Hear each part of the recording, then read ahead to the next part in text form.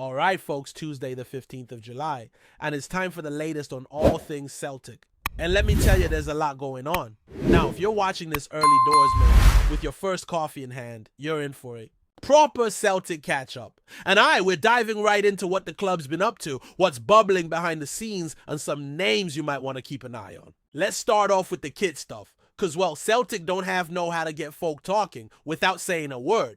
Yesterday, out of nowhere, they dropped this cryptic wee teaser that at first glance looked like something out of a pool hall. Q-Stick's balls that classic green. It had everyone scratching their heads. But come on, we've seen enough of these by now to know the club loves a wee wind-up before dropping a new kit. And if you've been following the leaks, you'll know exactly what it is. That away kit we spotted months back, the one Jota was supposedly wearing, and that blurry image folk were passing around like gospel. Now, the big clue here was that number 7 pool ball. And listen, there's only one number 7 that matters at Celtic Park. The King of Kings himself, Henrik Larsson. So it's pretty safe to assume he's involved in this reveal along with a few familiar faces. There's whispers that John Higgins, the snooker legend, is part of it as well. And it all lines up because back in May, folk were saying that Larsson and some of the current lads were spotted at McCool's in the city centre. The place got shut down for a private event for a few hours. Now we know why. If you're watching this after 8 in the morning, chances are you've already seen the kit posted all over social media, but still nice to connect the dots, eh? And fair play, because if you're going to launch a kit, doing it with some Celtic. Royalty and a bit of flair is exactly how to do it. Henrik Larsson being front and center is just spot on. The man's a living legend. You mix him in with some of the current players, a bit of nostalgia, a slick kit reveal. That's how you get folk buzzing before the season even kicks off. Speaking of mixing past and present, we've got to talk about the visit to the Estadio Nacional.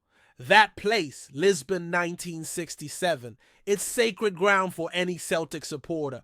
And yesterday, the current squad went there. Proper goosebump stuff. Now, this was always going to happen. The team's been training nearby, and there were murmurs last week that Brendan Rodgers wanted to take the squad over for a bit of a pilgrimage. And honestly, fair play to him. You gotta connect the players with the history, let them stand on that pitch and understand what this club is really about. The images from that visit, wow! The lads standing on the same ground where Billy McNeil lifted that trophy. That iconic photo arms raised European Cup glistening in the sun. In my biased opinion, still the greatest trophy lift in football. History, if not all of sport. There's something about that moment. The pride, the achievement, the Celtic shirt, the captain. It's powerful, even decades later. Now the club did share some photos from the visit, and they put it on Facebook.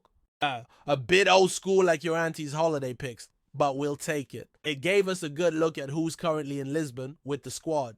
Paulo Bernardo is there, which makes sense being back in his hometown. He's finally training too, which is good news. Cameron Carter-Vickers is with the group as well though. He's not expected to feature in a friendly against Sporting midweek. Still no sign of Alistair Johnston or Lee Labada as of yesterday, but they might be linking up with the squad once they're back in Scotland. Right now, let's get into the juicy stuff. Transfers. You know how it is every day. There's a new name being thrown about, and today's no different. I took a look at the Japanese press this morning, mainly to see what they're saying about Shun YAMADA. You'll have seen his name popping up more and more lately, and over in Japan, it seems like it's not even a rumor anymore. It's a done deal. Spinichi, one of the main sports outlets over there, actually put out an article on him. They've not quoted anything about Celtic directly from the player, but they're saying it's basically guaranteed. The move is happening right after Japan's game against South Korea in the East Asian Championship. That match kicks off late morning Glasgow time, and it's basically a final. Both teams have won their opening games, so this decides who lifts the trophy. Yamada's expected to start, and after that, all signs point to him heading straight to Celtic. It's funny because with Japanese signings, there's always this bit of hesitation among fans. Like until you see the photo of the player holding the scarf at the airport, you don't quite believe it. But this one feels different. It's pretty much sealed. After the day, I reckon things will move fast and you'll see Yamada arrive, officially medical done, contract signed, all of that. Now with Yamada coming in, we've got an interesting group of strikers. You've got Dyson Maeda, Callum O'Reilly, and Johnny Kenny already in the mix. And let's be honest, Kenny's probably heading out on loan later this month. O'Reilly's a bit more of a wild card. He's shown glimpses, especially in those early friendlies. The lad's got pace and his movement is decent. He had a few chances against Cork City that didn't quite fall for him. Then on Saturday, he wasn't quite as sharp. A few heavy touches, some breakdowns when the ball got to him. But he's young and there's potential there. From what I've seen, he's not going anywhere. He looks like the third choice striker going into the season behind Maeda and YAMADA. Or maybe even behind a new face, because I've got a feeling Celtic aren't done in that department yet. That brings us to a name that's been floating around again, Odsonne Edouard. Now, I wasn't even going to mention this, but enough people have brought it up that I feel like I've got to say something. Apparently, Crystal Palace are ready to sell him, and there's been some chat, mostly from a French journalist on social media, that Celtic are watching the situation and Brendan Rodgers is interested in a reunion. Now I'll be blunt here. I don't buy it. Not for a second. Aye, we've seen some mad stuff happen at Celtic. Brendan Rodgers himself coming back was a shock. We've signed players folk thought were long gone. But Odsonne Edouard returning, that feels like a stretch too far. I'd be stunned. Absolutely stunned. There's no solid source saying this is happening. The Athletic did mention that Edouard and a couple of others are out of Palace's plans, so that part might be true. But a move back to Celtic, I can't see it. And look, I get it. Edouard splits opinion. Some fans adored him. Others think he downed tools towards the end and left a bit of a sour taste. But I'm not getting into that debate. Not worth it. It's not happening. Let's focus on what is happening. One name to take seriously is Flavio Nazinho. Now, that's an interesting one. Word is he's high on Celtic's wish list. A young Portuguese left-back currently playing for Cercle Brugge in Belgium. He joined them permanently last year after a loan from Sporting CP. He was a regular in the Belgian league last season and also played for Portugal in the under-21 Euros this summer, alongside our very own Paulo Bernardo, by the way. The Belgian outlet HLN, who I've had solid info before, say Celtic are keen, especially with Greg Taylor having left for Greece recently. The idea seems to be that Nazinho would come in as backup to Kieran Tierney, which makes sense. You don't want to overwork Tierney with his injury history, and Brendan's already talked about managing his minutes carefully. I can see Tierney playing the big games, Europe Rangers tough away matches, and Nazinho taking the rest. It's not a glamour role, but it's vital. And from what we've seen and heard, Nazinho looks like he could handle it. He's got pace, he loves to get forward, and he did well at the Euros. Still only 21, turning 22 in a few days. Seems like the kind of player Celtic love to develop. And honestly, with a name like Nazinho, how can you not get excited? I mean, we've never had a player whose name ends in Inho that's let us down, have we? Can't think of one. Anyway, that's the state of play right now. The away kit reveal's pretty much confirmed with Larson, and the lads the squad's been paying tribute at Lisbon Yamada's all but signed, and Nazinho could be the next man in. As for Edouard, let's leave that one in the fantasy file. But lots going on, and more to come with the match against Sporting coming up soon. We'll be back to talk more about that in the morning, maybe dig into the predicted lineup if we get a clearer picture, and of course cover any breaking news. Transfers, training updates, anything the club throws at us, we'll be all over it. Alright, then let's keep this rolling, because there's still loads more to cover, and the pace isn't slowing down one bit. Celtic summer is properly heating up now, both on and off the pitch, and you get the sense that the next couple of weeks could be crucial in shaping what this team looks like heading into the new campaign. So, if you thought we were done after that last lot, far from it, mate. Let's talk more about YAMADA for a wee second, because I reckon this signing's flying under the radar a bit. Folk get distracted when there's no official photo, no big announcement, but honestly, if the Japanese media are already saying it's a certainty, then you better believe it's happening. Spinici are in some Backstreet blog. They're as close to the real deal as you'll get over there, and they're not being coy about it either. They've basically said it's wrapped up and he'll be off to Celtic as soon as Japan's match against South Korea is done. That's tonight, so don't be surprised if the whole thing is wrapped up by the weekend.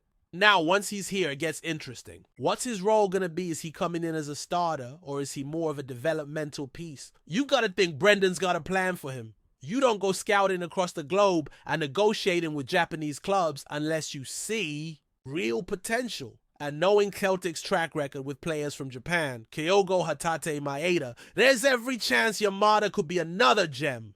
But I'll tell you this, just looking at the way things are shaping up, we're going to have to see someone else come in up top. YAMADA might be a cracking addition, but he's not going to carry the full burden. I think the coaching staff know that too. And that's why we're hearing wee murmurings about one more forward. Now, whether that's someone proven from Europe or a younger player from elsewhere, we'll see. But don't be shocked if there's another name getting announced before the window shuts. Back to the lads already here though. Callum O'Reilly's a player I think a lot of people are underestimating. Sure, he's had a mixed start in preseason, showed flashes of real promise against Cork City, but wasn't as effective in the next match. But you look at his movement, his willingness to get in behind, and you see raw tools there. What he needs now is confidence and consistency. I don't see Celtic loaning him out, to be honest. I think Brendan wants him around the squad learning from the others being ready to step in when needed. On the flip side, Johnny Kenny's probably heading out the door again. It's nothing personal, just the reality of competition. He's had chances, but when you're talking about fighting for a place in a Celtic front line, especially with YAMADA on the way, and another striker potentially coming in, it gets crowded real quick. Kenny's a grafter, no doubt about it, but a low move might do him good. Go somewhere he can play regular football and keep his development moving forward. Now let me go back to that left back situation, because I really don't think folk are talking enough about how crucial this is. Everyone's buzzing about Kieran Tierney being back, and rightly so. But there's a bigger picture here. Rodgers has already hinted that we can't just run Tierney into the ground. His injuries have to be managed properly, and that means serious minutes for whoever comes in as his backup. Enter Flavio Nazinho. Again, this isn't some random link out of nowhere. Belgian press, specifically HLN, who have had plenty of good info over the years, are saying Celtic are very interested. And if you look at how we've done business in the past, this fits the profile perfectly. Young, talented attacking fullback with a good season in Europe under his belt. Played regularly in Belgium, featured for Portugal under 21s. All the boxes ticked. From what little I've seen and read, Nazinho's got pace to burn and loves to drive forward. A modern fullback through and through. He's not just a defensive plug-in, he's someone who can contribute in the final third. That's important, especially for a team like Celtic that dominates the ball and spends most games in the opposition half. Having fullbacks who can get forward and stretch the pitch makes a massive difference. What's also interesting is that if Nazinho does arrive, he'll be walking into a situation where he'll get real opportunities. It's not like coming in to sit behind a nailed-on starter. Tierney's a fan favorite, and he's going to play the big games, but Nazinho would get minutes, probably more than he's used to. That can be huge for a young player. Regular time on the pitch at a club with this kind of profile in front of this kind of crowd can transform a career. And let's just take a second to appreciate how perfectly Nazinho fits on a Celtic shirt. Feels like one of those names that'll catch on quick. You can already hear the chants, right?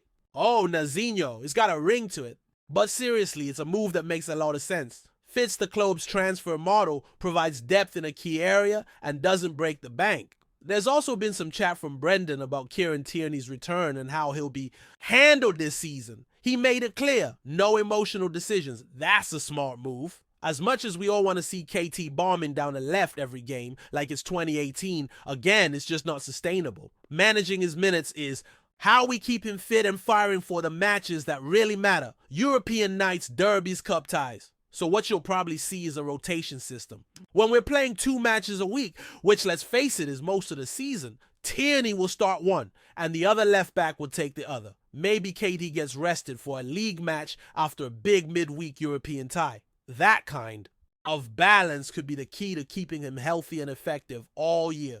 And it's not just about protecting Tierney, it's about creating a squad where competition is healthy, where everyone knows they'll get their chance. That's how you build momentum across a long season. That's how you avoid burnout. And frankly, that's how you win titles. Now, going back to the Sporting match coming up, that's going to be a proper test. Not just because they're a quality side, which they are, but because it gives us a chance to see where this squad is really at. Preseason is all about sharpening up, but these games against strong opposition, especially away from home, are where you find out which players are ready to step up. It'll be interesting to see how Rodgers sets the team up. Does he go strong and try to get a result, or does he experiment a bit? We might see some of the newer lads getting serious minutes. Bernardo O'Reilly, maybe even some of the younger boys pushing through from the B team. And of course, if YAMADA flies in quickly after the Japan match, there's a chance he could even be introduced to the group sooner than expected. Speaking of introductions, we've not even mentioned one of the newest names floating around, Misha Langewalter. Now, nothing concrete yet, but there have been a few whispers from the Belgian side of things that Celtic might be keeping tabs. Again, nothing signed, sealed, or delivered, so no point going too deep just yet, but keep that one on your radar. And just to swing back for a moment, and because it's worth repeating, Odsonne Edouard is not coming back. I've seen the tweets, I've read the articles, but let's be realistic. It's a classic summer rumor, gets folk talking, maybe stirs some emotions, but doesn't mean anything. He's on a big wage down south, and even if Palace are moving him, on Celtic's not going to be where he ends up. Great memories with Edouard, no question. Scored some vital goals, gave us some brilliant moments. But that chapter's closed. We need to be looking forward now. YAMADA's part of that. Nazinho could be too. And maybe there's another striker or winger on the horizon. It's shaping up to be a proper Celtic summer. The kind where names keep popping up and you're refreshing your phone every 5 minutes to see if someone's been spotted at the airport. There's a sense that Rodgers and the recruitment team are being patient. Not rushing things just to get bodies in, but waiting for the right players at the right time. That's smart. We've seen too many windows in the past where Celtic loaded up early and ended up stuck with players that didn't really fit. This time it feels more calculated. And look, we've still got a few weeks before the competitive stuff kicks off properly. That's time to fine-tune to get fitness levels up and to settle in any new arrivals. The trip to Portugal's clearly been about more than just training. It's been about building something, getting the squad tight, mixing legends with it. Our current generation showing the lads what this club's all about. That visit to Estadio Nacional wasn't just a photo op. It was a message. This is who we are. This is what you're playing for. And if that doesn't inspire a player, I don't know what will. So buckle up. This week's just getting started. More kid news, more transfer updates, a proper test against Sporting, and maybe a signing or two if the stars align. Keep your eyes on the socials, and we'll be back tomorrow morning to break it all down again. Maybe we'll even try and guess the starting 11 if we're feeling bold. But for now, that's where we're at. Let's see what tomorrow brings. Before we proceed, subscribe to our channel and enable notifications to receive all exclusive news about Celtic FC. Don't miss any details about your favorite team. It's extremely important for Celtic FC fans. There's a right buzz brewing round the East End of Glasgow this week, as word on the cobbled streets is that Celtic are on the brink of landing Japanese starlet Shin Yamada. While nothing official's been penned quite yet, sources close to the deal are whispering that a contract is imminentissimo. Aye, that's right, imminente max. The 21-year-old dynamo who's made waves in the J-League with his silky footwork and eye for goal is said to be keen on a move to Europe, and Parkhead appears to be his chosen destination. The boys have been digging deep in the Far East talent pool these last few seasons, and it seems like they're no done yet. Rumors began to swirl earlier this week after Yamada was spotted leaving a restaurant in Tokyo wearing green and white. Could have just been a fashion choice, but Celtic fans have taken it as a sign frayed of footballing gods. Throw in a couple of online sleuths noticing that he's recently started following a fair few Hoops players on social media, and the speculation's gone through the roof.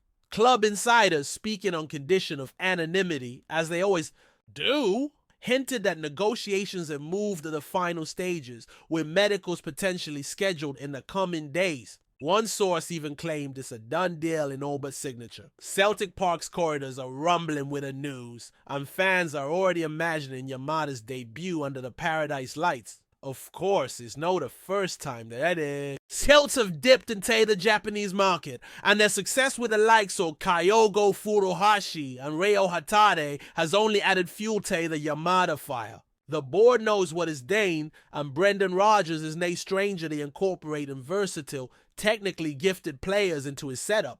For now, there's no white smoke rising from Celtic Park, but the signs are all there. Shin, Yamada and the green and white hoops. Didn't be surprised if it's announced before the week's out. The East End faithful might soon have a new hero to sing about. Hello fan, don't forget to like and subscribe to the channel, as it means a lot to Celtic FC. Also, share your opinion about the news in the comments below. See you in the next video.